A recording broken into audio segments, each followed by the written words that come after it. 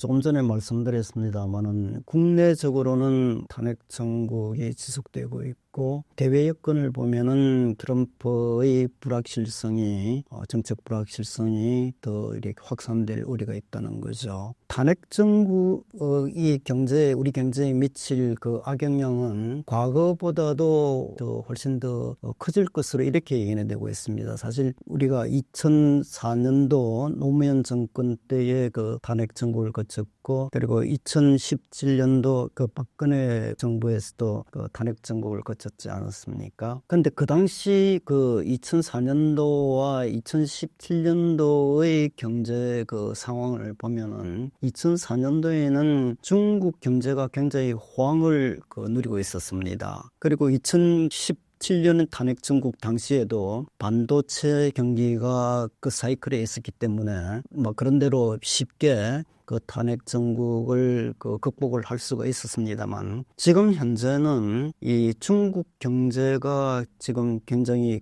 부진한 모습을 보이고, 또 트럼프 정책의 어떤 불확실성이 커지고 있는 이런 상황이 있기 때문에 대내외적으로 굉장히 어려운 그런 상황에 처해 있는 것 같습니다. 세계의 주요 신용평가 기관들은 이런 불확실성이, 특히 탄핵 정국의 불확실성이 오래 끌면은 우리 신용 등급에 악영을 미칠 수 있고 강등될 수도 있다, 그런 경고도 내놓고 있는 상황입니다. 대외적인 여건을 보면은 트럼프가 앞으로 이제 4년을 집권하면서 세계 경제에 굉장히 부정적인 그런 모습으로 예견이 되고 있는데요. 특히 이제 우리나라는 대미 무역 흑자 규모가 큰 편입니다. 작년도의 경우 대미 무역 흑자가 약 510억 달러, 세계 8입니다. 물론 중국 멕시코가 큰 편이지만은 우리나라도 510억 달러 같으면 굉장히 큰 규모죠.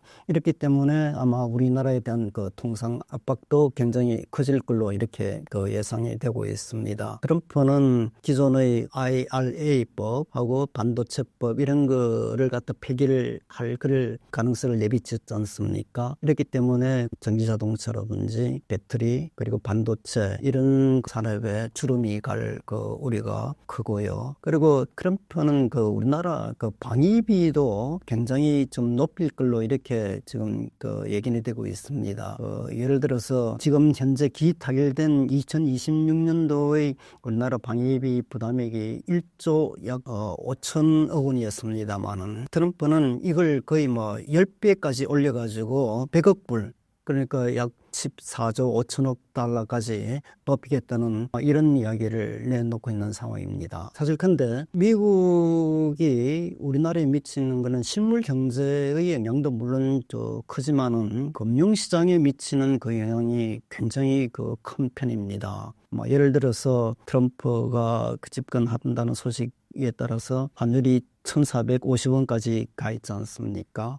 이거는 아까도 말씀드렸다시피 1,450원을 넘은 거는 2009년도에 글로벌 금융위기 이후에는 처음인 그런 상황입니다. 그리고 또 금리를 결정할 때에서도 우리는 미국의 금리를 가장 어떤 중요한 잣대로 이렇게 활용을 하고 있는데, 지금 현재 우리나라 기준금리는 미국보다도 오히려 1.5%포인트가 더 높은 금리 역전 현상을 보이고 있습니다. 최근 미국이 12월 달에 금리를 인하를 하긴 했습니다. 그래서 지금 미국 금리는 4.25에서 4.50%이고 우리나라는 지금 3%의 기준금리입니다. 근데 일반적으로 보면은 우리나라는 미국보다도 금리가 높은 것이 일반적이겠죠. 왜냐하면은 아무래도 금리가 낮은 데서 높은 쪽으로 자금이 움직이기 때문에 달러를 갖다가 우리가 유입시키고 투자 자금을 미국으로부터